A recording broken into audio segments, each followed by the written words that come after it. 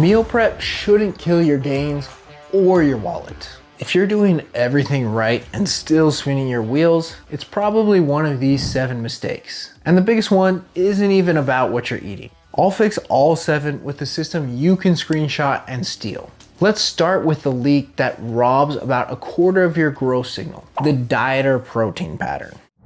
If your day looks like tiny protein at breakfast, a little at lunch, then a mountain at dinner, that's a fat loss pattern, not a muscle building one. To grow, you want about 0.4 grams per kilogram of protein 4 times a day. Steady spikes, not one late dump. Even distribution wins. In lab measures, spreading protein evenly can drive about 1/4 more muscle protein synthesis over 24 hours versus skewed eating. Here's quick math. 180 pounds or 82 kilograms at 0.4 grams per kilogram is 33 grams. Hit those 4 anchors: breakfast, lunch, pre or post training, and evening. This math also stops you buying random protein supplements you don't need. Each anchor should clear the leucine trigger, about 2.5 to 3 grams of leucine, which you typically get inside 25 to 40 grams of high quality protein. Animal proteins are leucine rich. Most plants just need a bigger portion or smarter blends. Make the evening anchor a pre-sleep dose. 30 to 40 grams of protein before bed to digest slowly, especially if you train that evening. If you're already running a 4 anchor day, subscribe. We'll make a video breaking down pre-workout timing to the minute. Lock the 4 anchors, clear leucine each time, and finish with pre-sleep. That's the anabolic rhythm. Next, how to stop overpaying for protein by protein price ladder. Most people buy protein by habit, not by cost per 25 grams. That's how you burn cash without building more muscle. Let's ladder your options using current US averages. Our method, cost per 25 grams. We'll standardize to raw weight so it matches how prices are reported. Right now, the best value tiers look like this. Whole milk per gallon, about 81 cents per 25 grams. Chicken breasts, about $1.02 per 25 grams. Eggs, about $1.15 per 25 grams. Ground beef, around $2 per 25 grams. Your store may vary, but the ranking rarely changes. Milk, chicken, eggs, ground beef. Move just 50 grams per day of protein from ground beef to chicken and you save about $14 a week. That's $62 a month and $750 a year while hitting the same protein. If you're in the plant-based crew, check your prices on soy pea blends in your area. Many land near egg tier costs for 25 grams. You can use the same formula. These numbers use raw yields to keep it consistent. If you logged cook weights, just be consistent. The ranking still holds. And if this saves you money, don't forget to subscribe to our channel. Now that you're buying protein like an athlete, let's make sure you're fueling like one. Carb code your prep so hard days don't feel like soft tissue.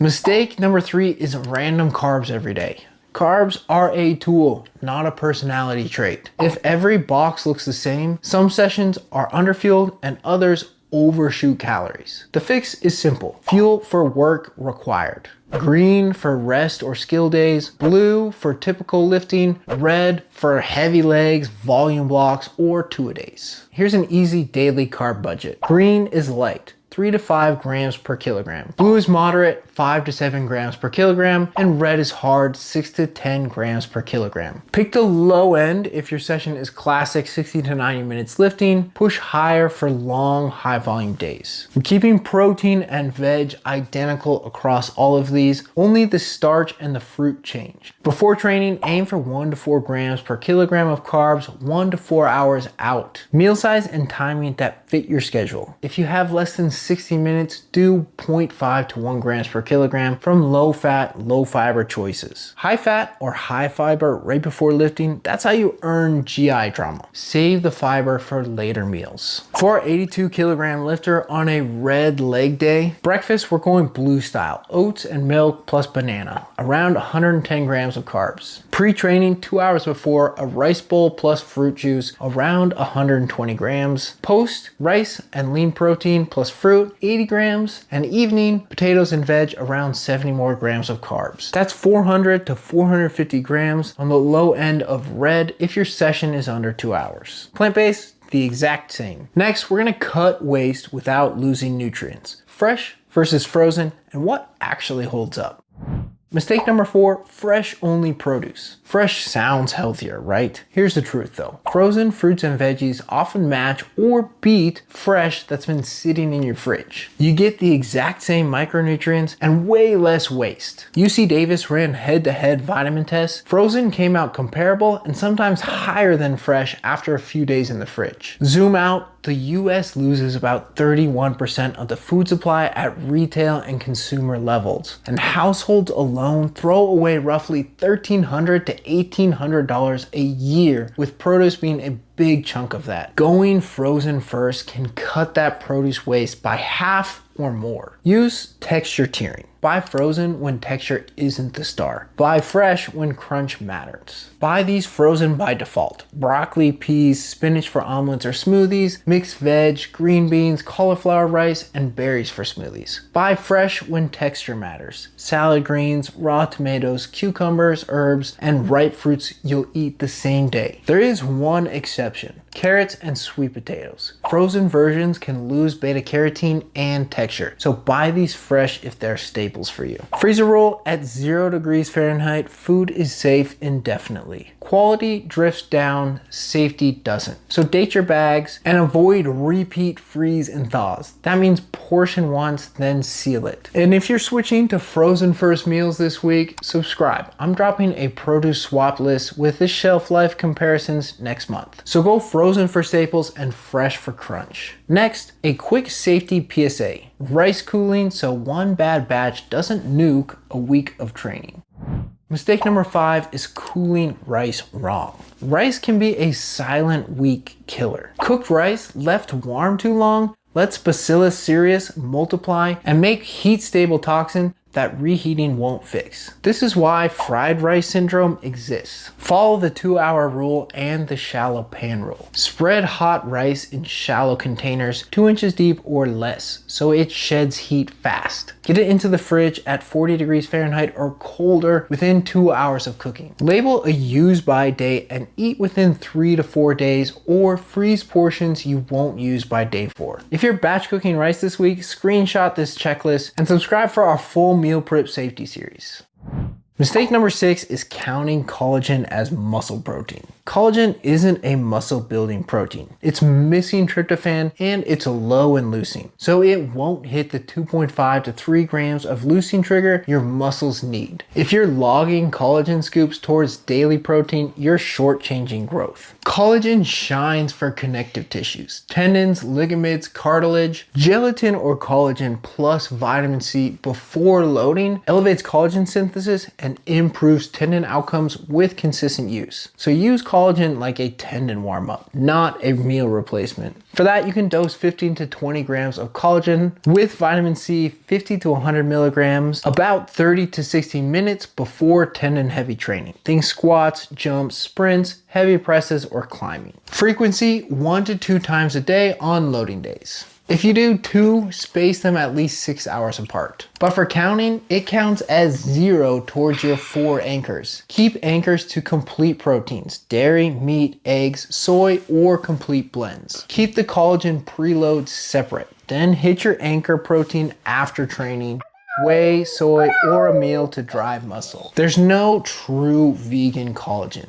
Collagen builders use amino mixes plus vitamin C. We don't have equivalent tendon data on that yet. So for plant-based athletes, prioritize progressive loading, vitamin C rich foods, and complete post-training proteins like soy or pea plus rice blends that meet leucine. 2 common mistakes. A, replacing an anchor with collagen. Don't.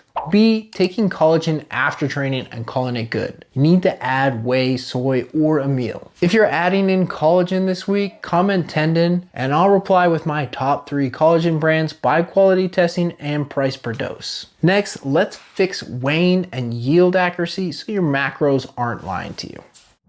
Mistake number 7 is inaccurate weighing and yields. If your log flips between raw weights and cooked weights, your macros are lying to you. Pick one convention and stick to it. Then use a simple batch method so every portion is dead accurate. For meal prep, I prefer cooked weights. It matches what you put in the box. But if you love planning from labels, you can run raw. Just be consistent across the whole recipe. Log once, portion forever. 4 steps. Weigh before cooking, record raw weights from labels like 1,200 grams of chicken breast and 300 grams of dry rice. Calculate total macros from the labels. Protein, carbs, fat, fiber. That avoids any app guesswork. Cook, then re-weigh with cooked batch. Say 900 grams cooked chicken and 840 grams cooked rice. Macro density per gram cooked equals total batch macros divided by total cooked grams. Now, every 150 to 200 gram serving inherits exact macros. Say your raw labels add up to 230 grams of protein for the batch. After cooking, you have 750 grams total. Protein per gram cooked equals 230 divided by 750 or 0.31 grams per gram.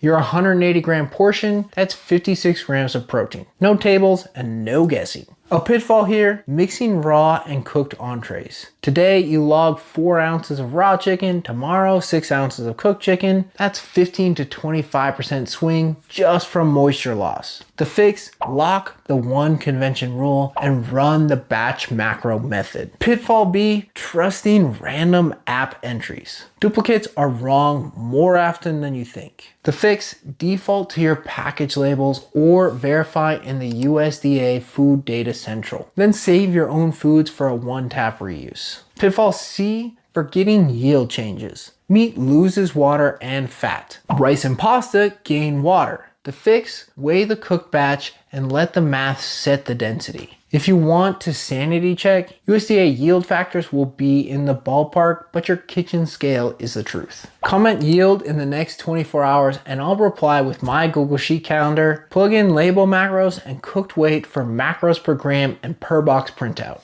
And if this fixes your tracking headaches, subscribe and I'll bundle the USDA yield cheat sheet and calculator in a follow-up. Lock a single convention. Use the batch macro method and your numbers stop lying.